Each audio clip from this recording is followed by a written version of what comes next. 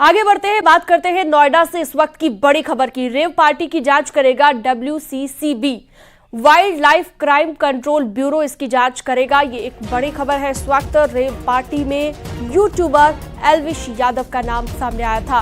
UP के वन्य जीव विभाग ने ये पत्र भेजा है। केंद्रीय ब्यूरो को जांच के लिए पत्र भेज दिया गया है और सांप सप्लाई में दक्षिण राज्यों का कनेक्शन भी सामने आया है। आपको बता दें, वन विभाग ने अलग अलग कमेटियां बना दी है, अलग अलग टीमें बना दी है। WCCB को सहयोग के लिए मेरठ के वन संरक्षक गाजियाबाद और गौतम बुद्ध नगर के DFO की कमेटी बनाई गई है।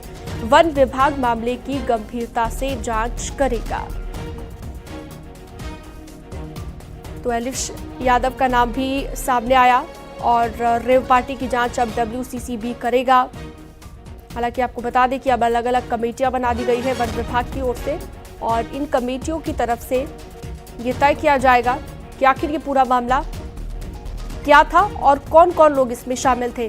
संकेत मिश्रा ज्यादा जानकारी के लिए हमारे साथ जुड़ गए हैं। संकेत, केंद्रीय ब्यूरो को जांच के लिए अब पत्र भेजा गया है, यानी कि ये जो कमेटी अब बनाई जाएगी ये कमेटी जांच करेगी।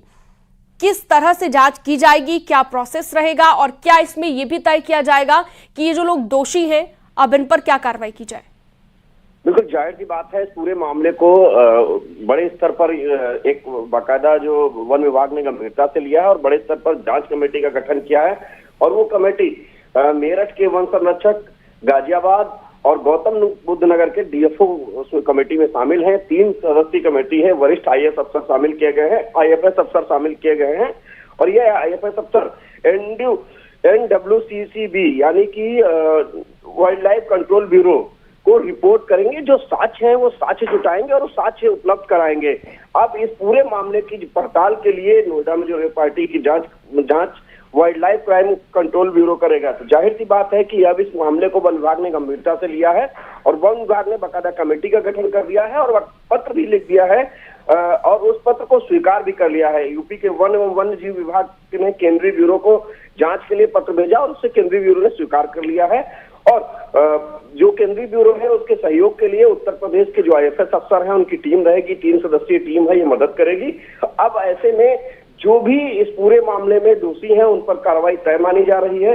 इसके अलावा जो शुरुआती जांच है उसमें सांपों की आपूर्ति का मामला सामने आया है और दक्षिण के राज्यों से कनेक्शन बताए गए हैं। तो ऐसे में ये तय माना जा रहा है कि बड़े स्तर पर जांच होगी और उत्तर प्रदेश के वन विभाग ने इसमें केस भी दर्ज कर लिया है। यानी कि वन विभाग अपने स्तर से इस पूरे मामले की अब जांच करेगा। केस दर्ज करके अलग अलग कमेटियां बना दी गई हैं। अब ये कमेटियां जांच करेंगी। मामला दर्ज हो चुका है और बाकायदा जांच के लिए wild life crime control bureau को भी लिखा जा चुका है। तो ऐसे में चौतरफा घेरा जाएगा इस पूरे नेटवर्क को और इसको खंगाला जाएगा। इसमें जो दोषी हैं बिल्कुल कई और भी लोग इसमें शामिल हो सकते हैं। संकेत, अभी फिलहाल जो 6 लोगों के नाम सामने आए हैं जिसमें एल्विश यादव का नाम भी है।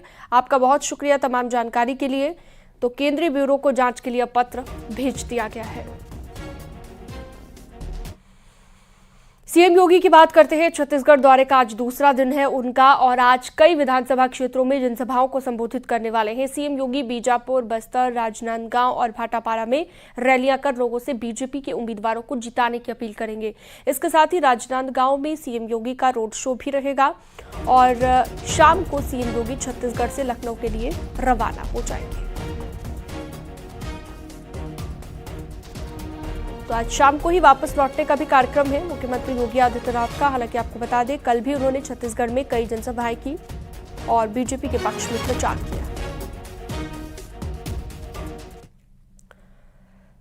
पीएम मोदी ने ऐलान किया है कि केंद्र सरकार गरीबों को अगले 5 साल तक फ्री राशन देती रहेगी। प्रधानमंत्री की इस घोषणा से देश के करीब 80 करोड़ से ज्यादा लोगों को लाभ मिलेगा।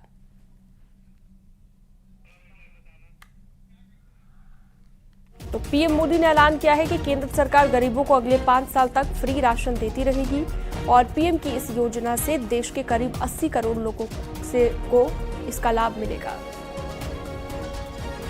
भाजपा सरकार ने प्रधानमंत्री गरीब कल्याण अन्न योजना शुरू की।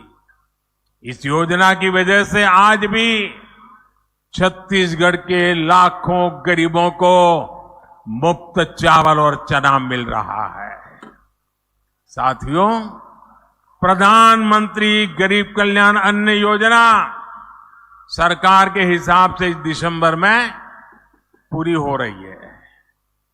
लेकिन आपका ये बेटा जो गरीबी जी करके आया है, गरीबों के बीच से निकल करके आया है, ये आपका बेटा, आपका भाई, उसने एक और निश्चय कर लिया है। मेरे गरीब भाइयों बहनों, मैं देश के गरीब भाइयों बहनों को आज दूर की धरती से बताना चाहता हूं, मैंने निश्चय कर लिया है, देश के 80 करोड़ गरीबों को मुफ्त राशन देने वाली योजना को भाजपा सरकार अब अगले 5 साल के लिए और बढ़ाएगी।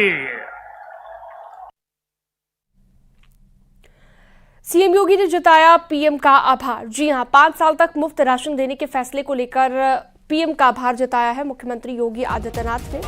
आपको ये भी बता दें कि सीएम ने फैसले को लोक कल्याणकारी बताया है। 5 सालों तक 80 करोड़ लोगों को राशन मिलेगा।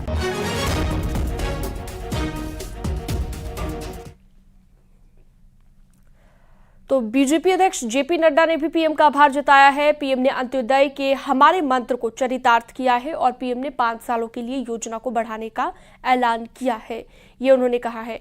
गरीब कल्याण हमारी सरकार की सर्वोच्च प्राथमिकता है, ये भी उनकी ओर से कहा गया। जेपी नड्डा ने ये तमाम बातें कही हैं।